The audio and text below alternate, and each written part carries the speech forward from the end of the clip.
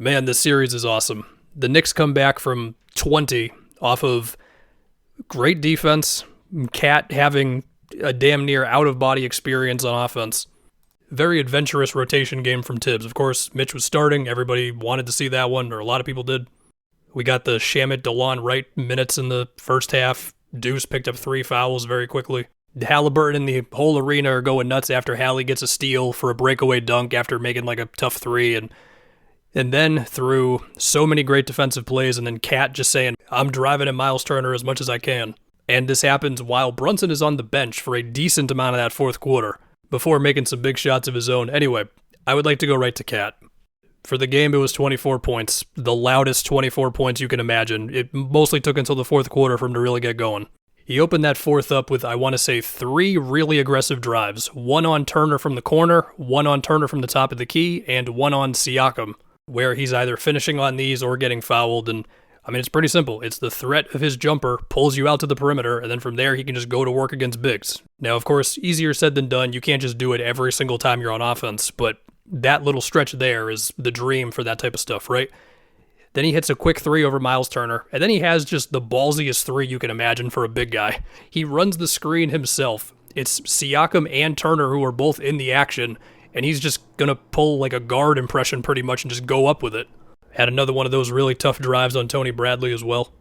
And then defensively, the intensity just went crazy for the Knicks there, man. Some of it was just like switching and closing out like madmen, or just getting around screens well enough. Like McHale had a couple of plays where he was really sticking to Halliburton around the screen action, or Shamet had one on TJ that was like that, where Cat was able to get a contest on him as well. One really crazy one where it's like Cat, I want to say it was Josh Hart, McHale, the amount of rotations and the amount of like kind of 2 guys going to 1 guy on a closeout, which usually you don't want, but they were just closing out so ridiculously hard, and they also left Siakam open in the corner, I believe, for a second, and then Cat had to like basically defend Miles Turner at the top of the key and then go all the way back to Siakam. Meanwhile, eventually Miles Turner misses a 3 over Mitchell Robinson.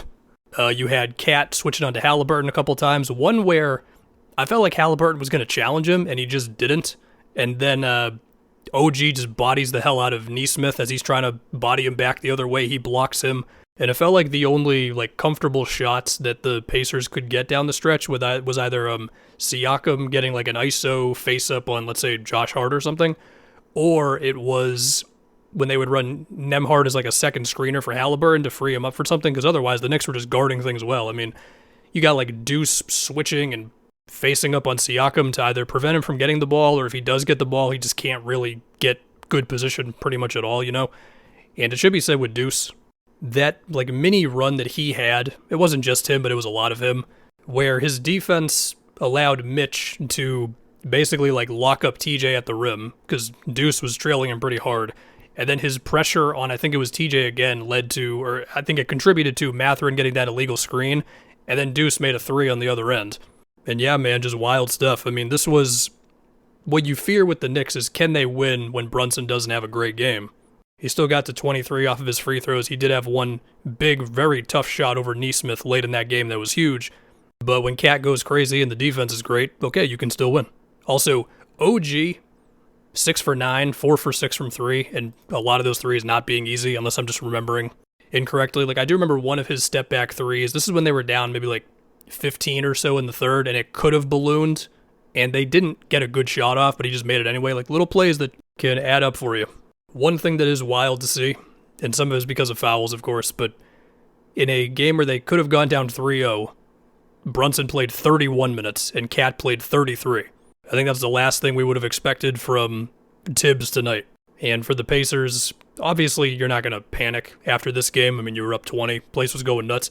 Very possible they let their foot off the gas some, but as a Celtics fan, if there is one thing I can tell you about this Knicks team, is that if you leave the door open just a little bit, which I believe is the second time I've used that term this series, first one for the Knicks disastrous game 1, suddenly things can flip kind of fast on you. Now, I do think up until this game, the Pacers just did a better job of not falling into the things the Celtics fell into with just the ball not moving around enough and all that. It did feel like there were more possessions in this one where suddenly there's like 7 or 8 seconds on the clock. The Pacers haven't really gotten into anything yet. A lot of that's going to be the Knicks pressure, of course, but yeah, good stuff. It should also be said, in that fourth quarter, a lot of it was with Mitch actually not in the game. And all of the net ratings and lineup numbers up to this point would suggest any type of run that was going to happen for the Knicks would feature him in the game, but you never know with this stuff. And also, for what it's worth, they really fell down like in the second quarter, at least in the first quarter, the first like 10 minutes or so. They didn't go out to like a 10-point deficit early or whatever. Unless they did it, I'm not remembering. But it was really like that disastrous second quarter that put him in the hole. I think that's all I got to say.